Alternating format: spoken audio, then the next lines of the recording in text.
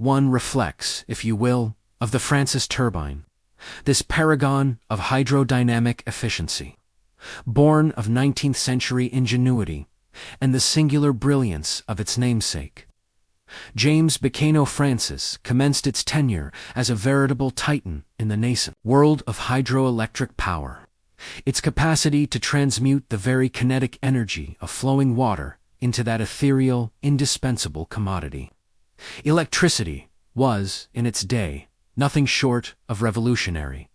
And yet, here we are, in this 21st century, gazing back across the chasm of decades, and lo, the selfsame Francis turbine, while certainly not consigned to the dustbin of history, far from it. In fact, nonetheless, accounts for but a modest fraction of global electrical power production.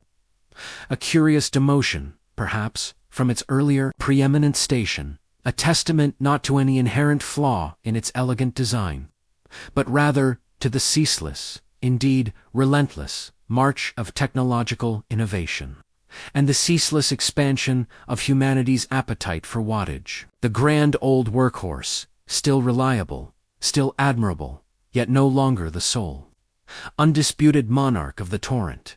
And it is this very spirit of innovation that brings one to ponder the stark contrast with ocean energy.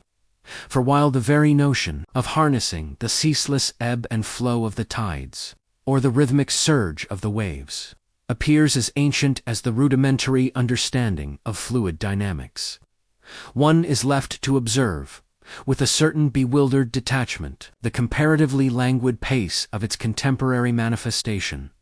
Despite centuries of ambition and prodigious expenditures, the tangible fruits of renewable ocean energy, that grand promise of perpetual power from the deep, have, rather strikingly, failed to coalesce into anything resembling a universally acknowledged technological breakthrough. Unlike the Francis turbine, which so decisively revolutionized hydroelectric power, providing, even in 2024, a not insignificant 14.3% of global electricity generation from low-carbon sources.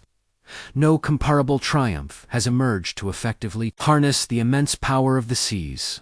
One is left to wonder, why has this particular wellspring of potential remained so stubbornly recalcitrant to our most ardent intellectual forays? It ended up here because on its journey to Port Macdonald, the buoyancy as part of the transportation began to fail.